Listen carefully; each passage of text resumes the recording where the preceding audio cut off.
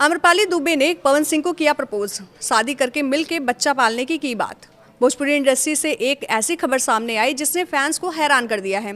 आम्रपाली दुबे ने कैमरे के सामने पवन सिंह से शादी करने की बात कह दी। जी हाँ, वही आम्रपाली जिनकी जोड़ी निरहुआ के साथ खूब पसंद की जाती है।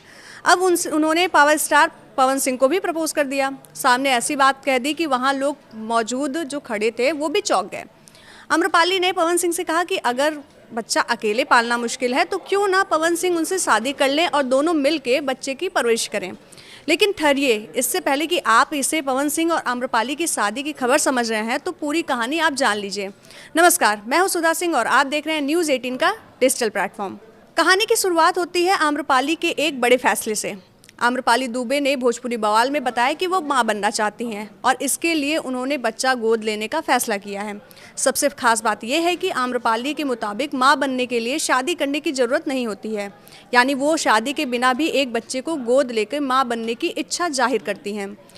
उनके इस फैसले को लेकर परिवार का भी सपोर्ट मिला। आम्रपाली का कहना था कि मदरहुड को महसूस करने के लिए शादी की ज़रूरत नहीं होती है, वे बच्चा गोद लेकर उसकी जिम्मेदारी उठाना चाहती हैं।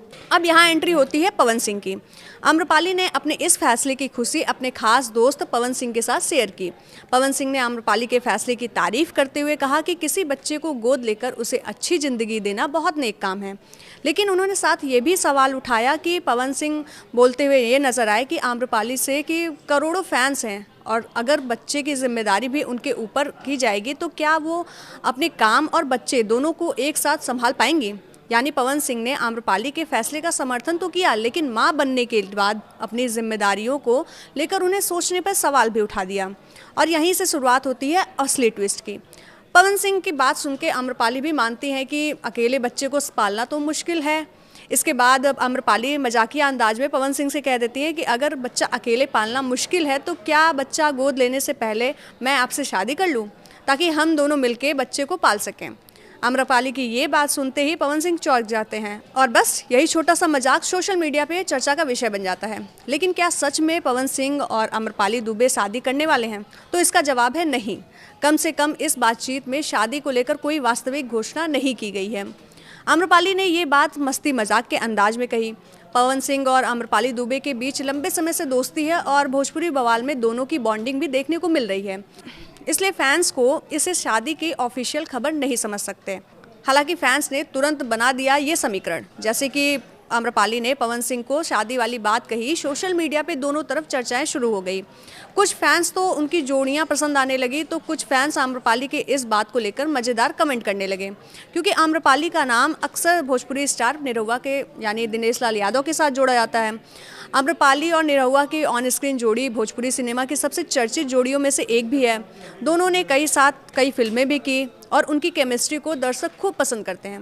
हालांकि दोनों में से अपने रिश्ते को कोई भी नाम नहीं देता, वो बस इसे दोस्ती बताते हैं। लेकिन आम्रपाली का असली फैसला शादी नहीं बल्कि मां बनने को लेकर है। उनकी बातचीत का सबसे बड़ा हिस्सा पवन सिंह से शादी का मजाकिया लाइन नहीं बल्कि बच्चा गोद लेने का फैसला था। आम्रपाली का कहना था कि वो लंबे समय से मां बनने की इच्छा रखती हैं और अब वो इसे अलग तरीके से पूरा करना चाहती हैं। यानी जहां एक तरफ भोजपुरी फैंस उनकी शादी को लेकर सवाल उठा रहे हैं, वहीं आम्रपाली ने साफ कर दिया है कि उनके लिए मां बनना शादी से जुड़ा हुआ नहीं है। और यही सोच पूरे कहानी को सबसे ज़्यादा खास बनाती है। तो फिलहाल आम्रपाली दुबे और पवन सिंह की शादी का कोई भी घोषणा नहीं हुई है। शादी वाली बात आम्रपाली ने भोजपुरी बवाल में मजाकिया अंदाज में कही, लेकिन आम्रपाली का बच्चा गोद लेकर मां बनने का फैसला जरूर चर्चा में है। अब देखना ये होगा कि आम्रपाली अपने इस फैसले को कब तक पूरा करती हैं और मां बनने के बाद उनकी ज़िंदगी में क्या बदलाव आता है। आपको क्या लगता है, क्या आम्रपाली और पवन सिंह जोड़ी अच्छी लगेगी या फिर सिर्फ अच्छे दोस्त हैं? अपनी राय कमेंट में ज़रूर बताइएगा। धन्यवाद।